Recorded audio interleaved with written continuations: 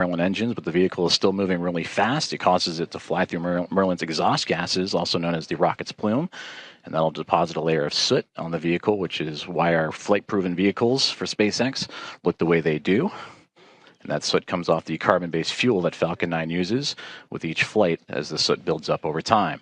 But now we're continuing to monitor that second stage Merlin vacuum engine continuing to perform, as we have about 4 more minutes left into today's flight, as it's now climbing well over 10,000 kilometers an hour and reaching an altitude just shy of 170 kilometers.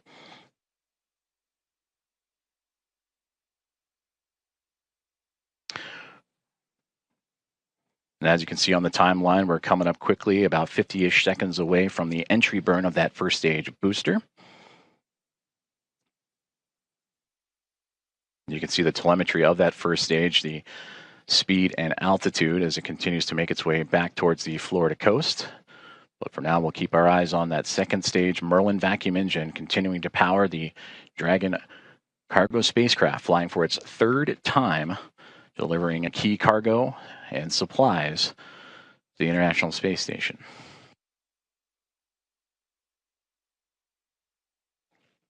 We're now coming up on about 30 seconds from the beginning of the entry burn as we continue to follow along with that telemetry on the left-hand side of your screen, but front and center is that second stage engine, that Merlin vacuum engine continuing to perform.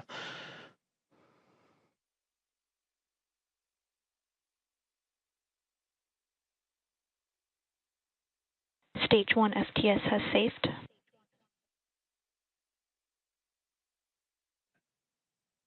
And there you hear the call outs in reference to that stage 1 booster still making its way back to Earth with the altitude about 80 kilometers.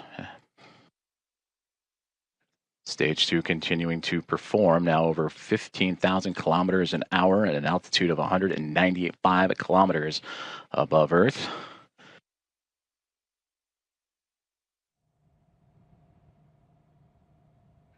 And here in just a few moments, we'll start hearing more call-outs for those entry burns coming up for the first stage. And there you can see it on the left-hand side.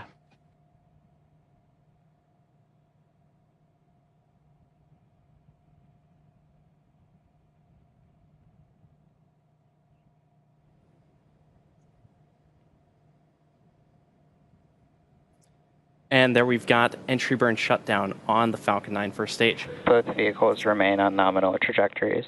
Now, the Merlins on the Falcon first stage are optimized for sea level, and these achieve 190,000 pounds of thrust each during ascent and descent. At liftoff, Falcon 9's first stage has thrust greater than 5 747 airplanes at full power. Now, the single MVAC engine on the Falcon 9 second stage has a much wider nozzle and is optimized to operate in space, producing 220,500 pounds of thrust in vacuum. Now, coming up next, we will start our landing burn on the Falcon 9 first stage in just about 40 seconds from now. Now, the landing burn is the final burn of the Falcon 9 booster, used to reduce the remaining speed of the vehicle for a gentle and precise landing on our drone ship. And we should be hearing that call out in just about 20 seconds from now. As a reminder, we'll be landing this booster on our drone ship, a short fall of gravitas. Stage 2 is in terminal guidance. And good call out there. We'll be landing this booster on our drone ship, a short fall of gravitas, currently stationed in the Atlantic Ocean. Stage 2 FTS has saved. And there's a good call out regarding our flight termination system. We should be hearing that call out for Falcon 9 first stage landing burn startup in right now. So there you can see it on the left-hand side of your screen.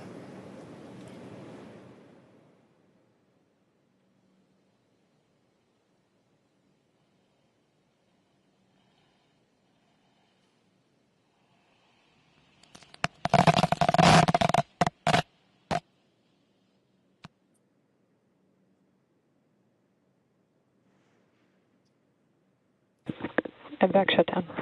And there you saw and heard the call out. Nominal orbit insertion. And there you saw and heard the call out for the successful landing of our Falcon 9 booster. Again, this was the 7th launch and landing for this first stage. We also heard the call out for SECO-1, as well as confirmation of good orbit.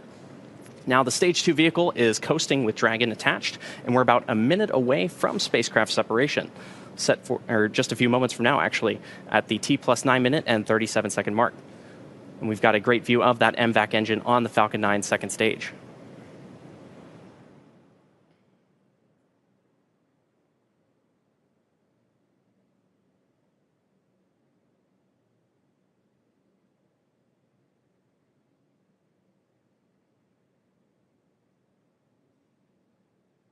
Now, as a reminder, this will be this Dragon capsule's third flight to the International Space Station. And it's going to execute a series of additional burns with the Draco thrusters on its way to the station.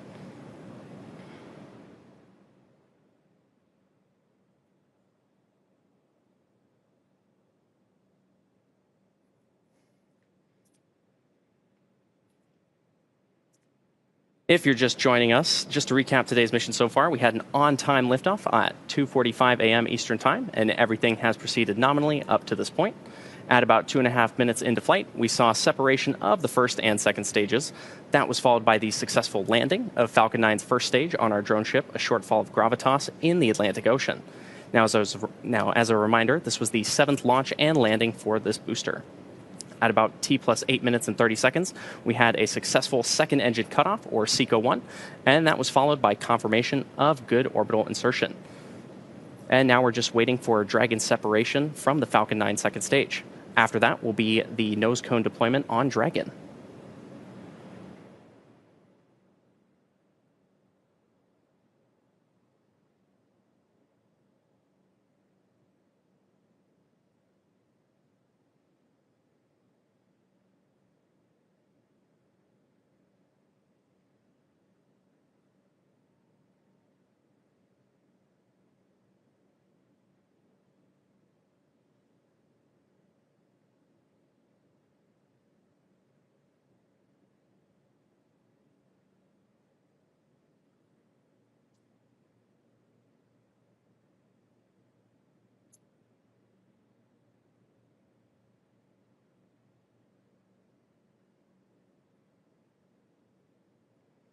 We're currently standing by for confirmation of Dragon separation from the Falcon 9 second stage, followed by nose cone deployment on the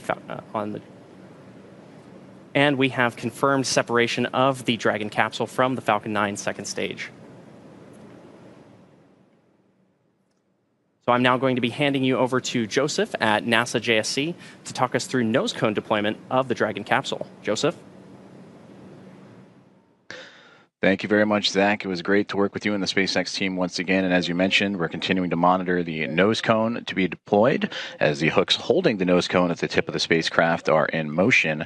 And now once it is deployed, it will expose the 4 forward bulkhead Draco thrusters. And these Draco thrusters will execute the series of maneuvers necessary to raise the Dragon spacecraft's orbit to eventually meet up with the International Space Station. Now, immediately after the Dragon spacecraft separated from the Falcon 9, it began what we call the activation and rendezvous phase of the mission. And during this phase, Dragon is configured for on-orbit operations, and that begins after the separation from Dragon from the Falcon 9 and ends with the completion of that final co-elliptic burn. We'll touch upon those key burns that the spacecraft needs to take in order to climb itself up to catch up to the International Space Station.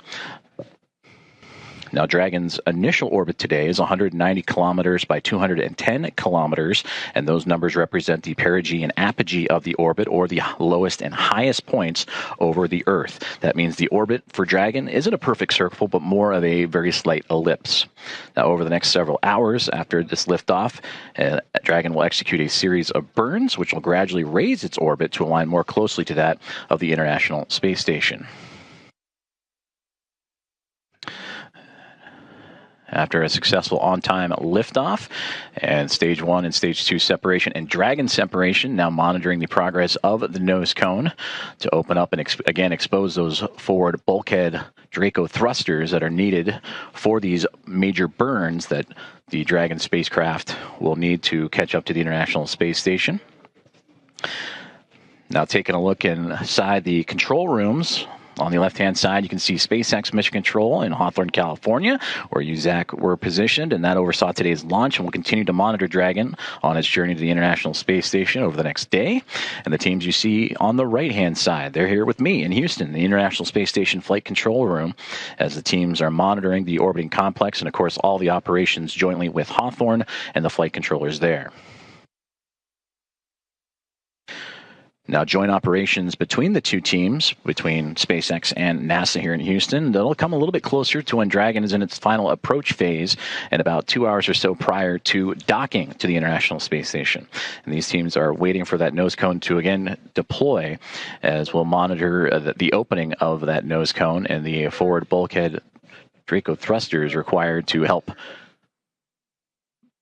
stair-step its way to the International Space Station. And now got confirmation that the nose cone is in motion and starting to slowly open at the tip of the spacecraft.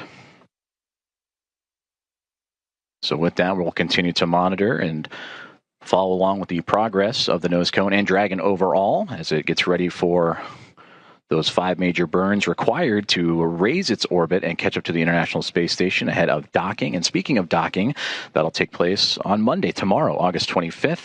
Approximate docking time of around 7:30 a.m. Eastern Time, 6:30 a.m. Central. And of course, we'll have all the live coverage for you starting at 6 a.m. Eastern Time. Nose cone is about 25% open as we'll continue to monitor. And of course, the teams and Hawthorne and Houston continuing to monitor. And there we see a great view inside the Dragon as you see that nose cone in motion. As again, it's slowly starting to make its way open to expose those bulkhead thrusters. And again, we'll get the communications once we connect once again, but we'll return back to the views inside of Hawthorne and in Houston. But of course, the team aboard the International Space Station also monitoring today's festivities in terms of the launch, as NASA's SpaceX 33rd Commercial Resupply Services mission is well on its way to the station, carrying over 5,000 pounds of science supplies to the Expedition 73 crew. As again, we're continuing to monitor the nose cone that's about 60% open. NASA astronauts Zena Cardman, Mike Fink, Johnny Kim, JAXA astronaut Kim Yui, and Roscosmos cosmonauts Oleg Platonov, Sergei Ryzhikov, and Alexei Zubritsky anxiously awaiting this delivery of over 5,000 pounds of cargo and supplies. And of course, what we talked about earlier in the broadcast, the boost kit that'll be on demonstration. And a great view of the team, the expedition crew that'll be monitoring, both Mike Fink and Johnny Kim. They will be on monitoring duties tomorrow morning. And for Mike Fink, just arrived to the International Space Station on August 2nd as a part of Crew 11. And this past Tuesday, celebrated 400 days in space, his cumulative total, as Fink on board the International Space Station in his 4th flight. As we continue to follow along with the nose cone, as it's about 80 to 85% open as we continue to track here in Houston, along with the teams in SpaceX. We mentioned earlier that there will be 5 key burns once the nose cone is open, and the thrusters are exposed. That first one happens about 45 minutes after launch. That is the phase burn that helps raise the orbit of Dragon. And then the boost burn, close co-elliptic burn, transfer burn, and then the final co-elliptic burn is what's going to set the stage for docking. And that's when the approach initiation burn will come into play. And it looks like the nose cone is nearly completely open. We'll stand by for the call out.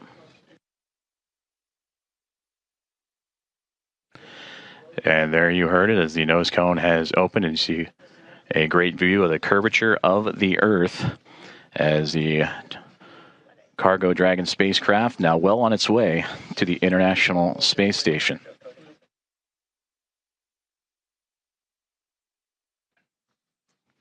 And again, the docking anticipated tomorrow morning at approximately 7:30 a.m. Eastern Time, as the teams both in Hawthorne on the left-hand side and in Houston will monitor the progress and those 5 key burns that'll happen over the next several hours ahead of the anticipated docking time.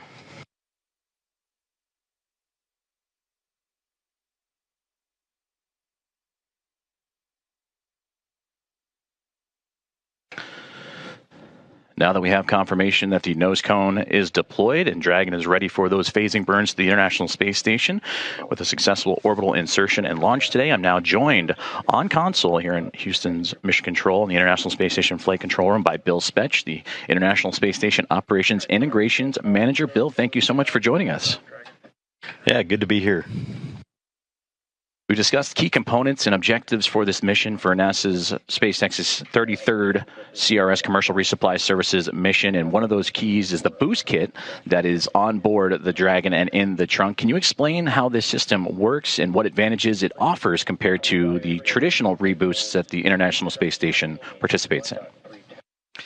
Yeah, of course. So in this case, we have propellant tanks and a couple of Draco engines that are installed in the trunk of the Dragon. Normally, we would have some other external science or external cargo in that trunk area, but for this mission, we put propellant tanks and thrusters.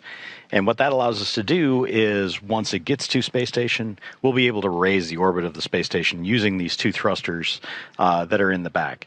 And what that means to us is we don't have to use up life on thrusters that are on board the International Space Station. So using a spacecraft that comes up and goes away and can be refurbished or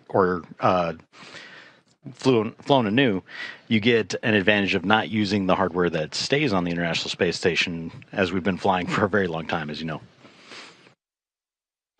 Now, this Commercial Resupply Services mission also brings a suite of advanced 3D printing experiments, including bioprinting of medical implants, metal printing, and tissue engineering as a part of some of the science and highlights of the research that we featured earlier in today's broadcast as well. But certainly that has a critical perspective on how these capabilities are for long-duration exploration missions, say to the moon and eventually on to Mars. What steps are being taken to scale and take a look at these technologies for deep space missions and its value to be done here closer to home aboard the International Space Station? Yeah, there are a couple aspects, obviously. So we gain a lot of advantages in microgravity in our 3D printing, especially of tissues and things of that nature that can really help us in medical advances. When you look at like the metal 3D printing, when you get out to the moon and Mars, when you're a long ways away from Earth, and you don't have the same amount of resupply, even on board the ISS, our resupply happens every couple of months, and so we have to fly things occasionally. When you get out to Mars, obviously you can't just fly something up there and have it there. So being able to print out tools or components or anything else that we need is critical for us to be able to survive on the surface of the moon or even on Mars. And it's exciting to see what's going to come of those research and investigations as they unfold. And I know as Dragon has made its way up to orbit and begins to track down the International Space Station again with the targeted docking of tomorrow morning at approximately 7:30 a.m. Eastern Time. Well, with that too, Bill, you talked about the International Space Station and experience in operation for quite some time, celebrating the station's 25th anniversary of human presence this coming November. How do missions like this Commercial Resupply Services mission continue to showcase the station's capabilities and its role in advancing this science, this technology, and the future of exploration? Yeah, we get a suite of experiments that we get to bring up every time a resupply mission comes to the ISS. We keep it functioning through spares and obviously the supplies for the crew, but ultimately it leads to that research that we get to do on board, and we have been doing for 25 years on board with crew. And what that allows us to do is really advance our knowledge and advance the leading edge of technology that allows us to step out further. Well, Bill, I know that you and the team, especially those that have been around to see the construction of the International Space Station, anxious to celebrate that milestone. Again, that's coming up November 2nd of this coming year. Bill Spetch, International Space Station Operations Integrations Manager, joining us on console. Thank you so much for your time tonight. Yeah, thank you for having me. And with that, let's check back in with Zach and the team at SpaceX. Thanks, Joseph. Dragon will now begin its journey toward the International Space Station, executing a series of phasing burns to gradually close the distance, with docking targeted for August 25th at 7:30 a.m. Eastern Time. We'd like to thank NASA for entrusting us with today's mission. SpaceX is honored to be a part of NASA's Commercial Resupply Services initiative. And, of course, congratulations again to the teams on another successful launch.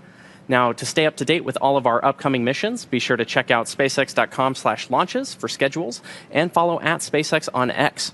We also recently rolled out a new departure board on the SpaceX website that features our upcoming launches, so be sure to check that out. Additionally, you can tune in for the 10th flight of SpaceX's Starship launching from Starbase, Texas later today. The 60-minute launch window for that test flight opens at 6:30 p.m. Central Time, and we'll have live coverage starting about half an hour before liftoff.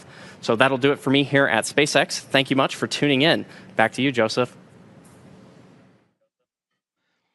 Thank you so much, Zach. And as always, it's been a pleasure to team up with you and share this launch morning with you as the NASA SpaceX 33rd Commercial Resupply Services mission is well on its way to the International Space Station. Now, we hope you will join us on NASA Plus, Netflix, Amazon Prime, and more for our coverage of the final approach and docking of the spacecraft beginning at 6 a.m. Eastern Time tomorrow, Monday, August 25th, for a docking expected near around 7:30 a.m. Eastern Time. Be sure to visit nasa.gov for the latest updates on our coverage and expected docking times as we follow the operations all throughout the next few hours. With Dragon now safely on its way to the orbiting laboratory, that wraps up this morning's coverage of NASA and SpaceX's 33rd Commercial Resupply Services launch. Until next time, this is Mission Control Houston.